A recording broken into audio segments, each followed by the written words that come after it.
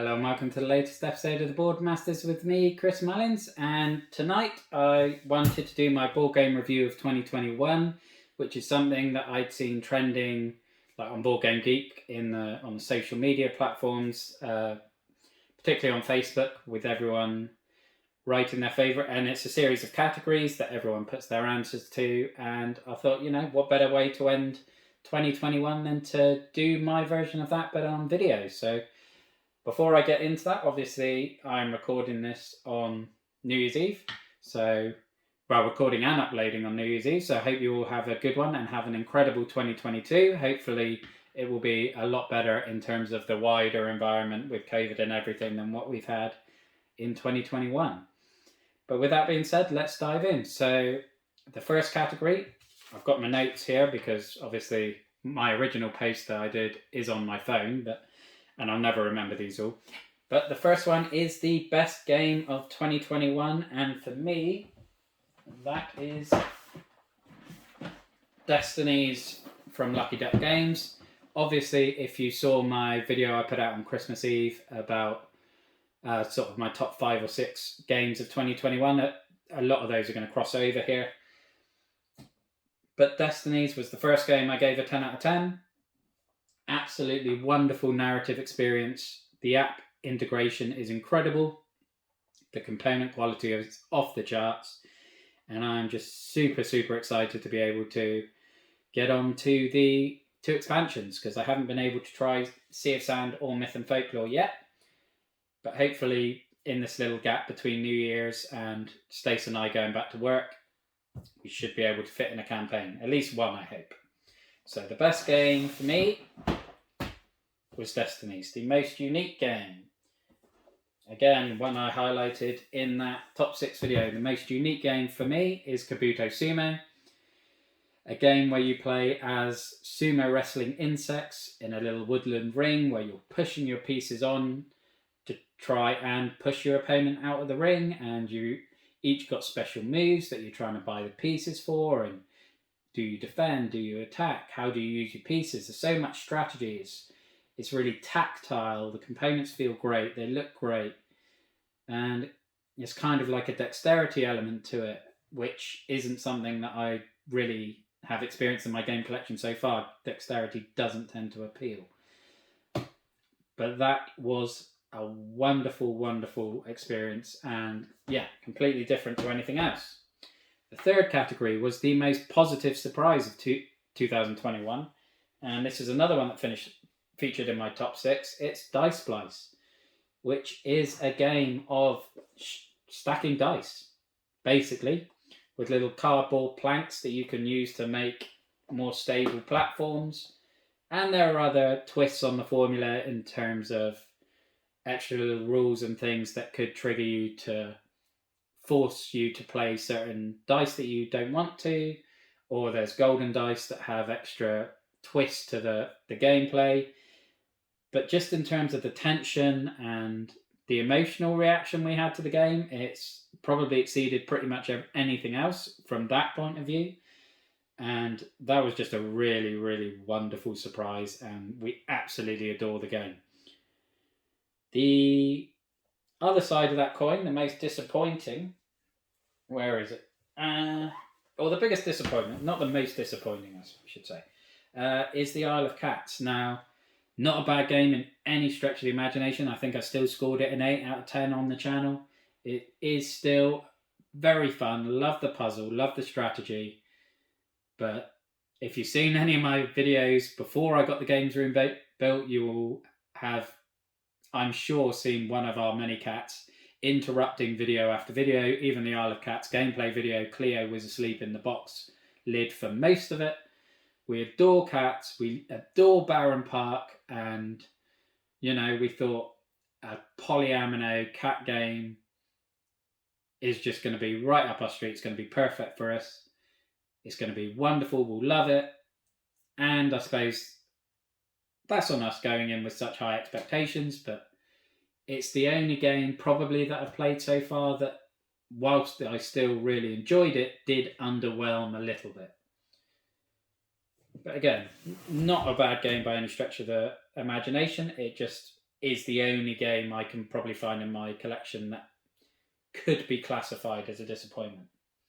On to the most played game, and that will be Gloomhaven Jaws of the Lion, which Chris and I played through over the course of the summer. I think we got 30 playthroughs out of this.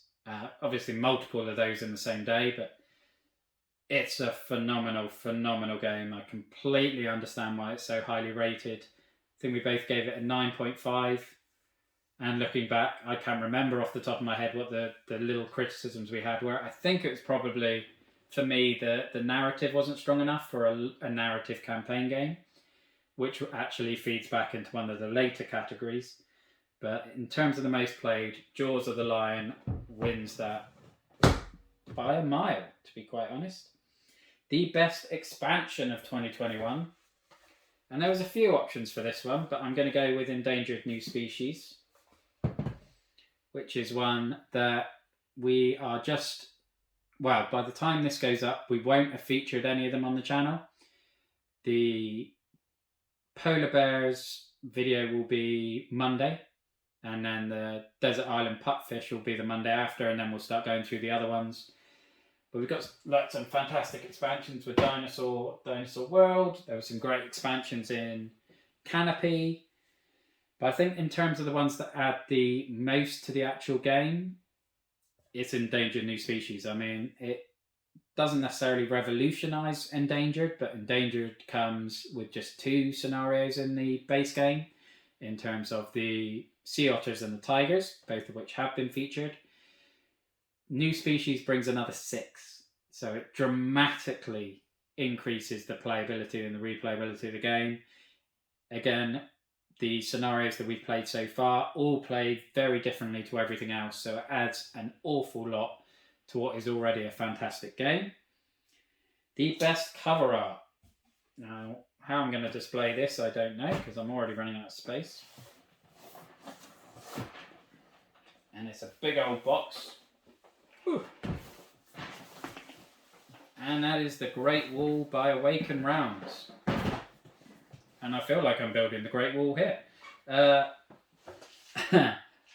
If you follow the channel again, you will know I'm a massive fan of Awaken Realms, and this was the first game that Chris and I played on the channel, and we absolutely adored it. It is phenomenal, but as you can see from the box art, and that's what this category is about, it is absolutely beautiful. I love the art style, the watercolors, and just that whole Oriental, Far Eastern, Chinese aesthetic wasn't something I had in my collection, and that was a major part of why I backed the game. It was almost purely down to the art style, so that was always going to win that category for me. The favourite game of all time, and again, it's kind of a loose category this for me because I've only really been a gamer for the last 13 months or so.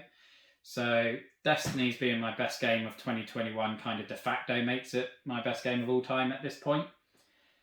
But as I said, in the year in review with my top 5 or 6, you could flip a coin between Destiny's, Dice Splice, Kabuto Sumo, Villagers, Dinosaur World.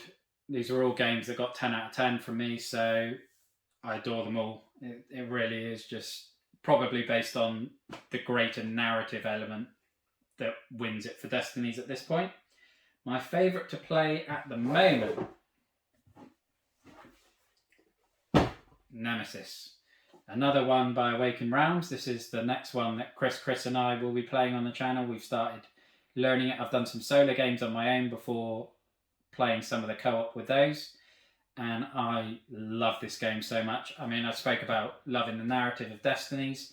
Nemesis is remarkable for me in that it doesn't have any of the sort of traditional world building or lore, in that you don't have flavor text to read in the cards or anything throughout the game. It just produces and gives this outstanding narrative and this great journey as you're playing the game. And every time that I've ended the game, it's provided an incredible story. I think the last time we played it with, with the Chris and Chris was our co-op game, and there was a moment where Chris Reed stumbled into the nest and he had noise everywhere, so it triggered an invasion, and basically the baby alien came in and attacked him. He ran away, rolled a danger die in the next room, which made that baby chase him down the corridor and attack him again, so he had to use a smoke grenade to escape, and then failed the roll for noise again, which then the Queen attacked him, and it was like, because he stumbled into the nest and disturbed the baby, and the baby's cries as it was charging down the corridor alerted the Queen, who then ambushed him in the next room, and he managed to escape, but only after she'd gashed him across the chest, meaning he was bleeding out and losing strength, so he couldn't use as many cards each round. And that's just all from the emergent gameplay, and it's going to take something special for that not to be my game of 2022, and quite potentially my game of all time, because we haven't even tried the semi-co-op option yet, and similar to Great Wall, that is the core of the game. So I'm so excited for that. So going into this next one, it is the shelf, or what game do you most want to get off your shelf of opportunity for 2022? And for me, that game is Kingdom Rush Rift in Time, which I got for Christmas, so we just haven't had time to get it to the table yet. And I've still got it in the kitchen because I'm trying to get Stace to play it off, so that's why I haven't got it to feature in this video. But Kingdom Rush Rift in Time, and I really want to get that to the table, probably for the worst of reasons, because Kingdom Rush Elemental Uprising is still open for late pledges at the moment. I really like the look of it, and I really want to back it, but probably for the first time I've got the opportunity to be sensible and play the previous game in the series first, to see if I actually like the gameplay before backing it. So, I want to play it the most in 2022, because then it will allow me to decide if I want to spend more money. Which, that's my sort of logic. But yeah, Kingdom Rush is definitely the one on my shelf of shame, but my shelf of shame is getting increasingly bigger. And, special mention as well, I guess, to Counterattack, which is one I got for my birthday in December, and it's the next one that Chris Reed and I will be doing as a 2-player game, because my most viewed videos by far on the channel so far are the Super Club videos, and on a lot of those people were asking me, have I played Counterattack? Will I be featuring it on the channel? I hadn't heard of it at the time, but it came to Amazon in the UK I think in October, so I managed to get Stace to buy it for me for my birthday, and that will be coming up in the new year. So that one is also one I cannot wait to get to the table. The next one, which is the penultimate category, and it is our most anticipated 2021 crowdfunded game that we're most looking forward to receiving. Now, I almost went to break the rules on this one as well, and my initial reaction was Etherfields, because that is by far my most anticipated game that I have got back, that I'm still waiting for. And I did only get in on the pledge when they reopened the pledge manager back in January of this year, so technically I did back it this year, but obviously the campaign was not in 2021, so I did have to reassess.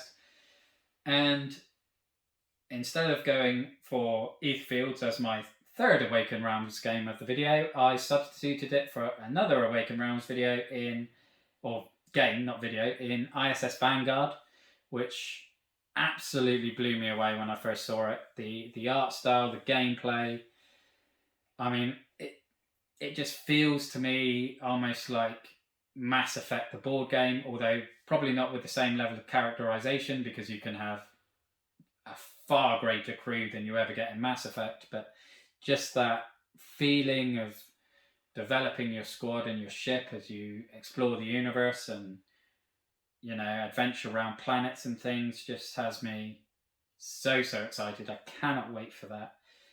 And yeah, Etherfields and ISS Vanguard are my two big Awaken Realms games that should be arriving in 2022, fingers crossed.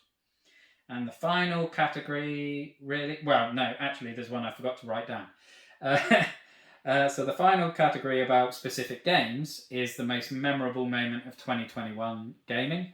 And for me, that would be Gloomhaven Jaws of the Lion. And as I alluded to earlier, it is kind of the reference to the one negative that I had about the narrative. And that is after, I think it was 2 or 3 months of solid play, Chris and I finished the campaign. We beat the final scenario. We were successful, and we had no idea that was the final scenario whatsoever. Because there was still 6 or 7 in the book that we hadn't seen. The narrative had been building, and in hindsight, I guess it should have made sense that it was the last one, but it didn't register with either of us. So we were, and at the end of the quest, there were still rewards. So we were like expecting to get those rewards and then go back to town, do some shopping before heading off to the next scenario. And it was just this moment of anti-climax, really, where we beat the scenario. Yes, okay, great. Right, what do we do? What do we get? Oh, hang on. This is the last scenario. We've completed the game. Oh, that's a bit weird. I had no idea that was the last scenario. And it was a strange feeling. It was a phenomenal journey with the game. Outstanding game. Absolutely adore it. But yeah, the ending did come out and blindside us a bit, which was certainly a memorable experience. It's the only experience like that I've had in board games, certainly. And the last moment was, what is your biggest wish going ahead to 2022? And for me, I think this is going to be a wish that is echoed by pretty much everyone in this community, is more people to play with and more gaming nights. Because at the moment, over the last 6 months, me and Chris Reed have been able to do generally 1 full day a week. And then Chris Brown has joined us on the evening of that day. So me and Chris Reed have been able to do our 2-player stuff during the day and then our 3-player stuff with Chris Brown in the evening, which is great. I love it. I really hope that continues long term. But, I've got so many games coming in. I want to get them to the table. I want to play games as much as possible. I tend not to play solo, so I think one of the reasons why I didn't necessarily hit my 1 play per day target for this year was because of the lack of solo play, and it dropped down a bit. So yeah, I would just love to have more people come around, be able to do maybe 2 or 3 evenings a week. But I'm sure that pain is echoed by a lot of you. And I won't take up any more of your time, as it is New Year's Eve. So, have a good night. Don't get too out of control. And I hope you have a wonderful 2022. So look after yourself, stay safe, and have a good one. Thank you. Bye-bye now.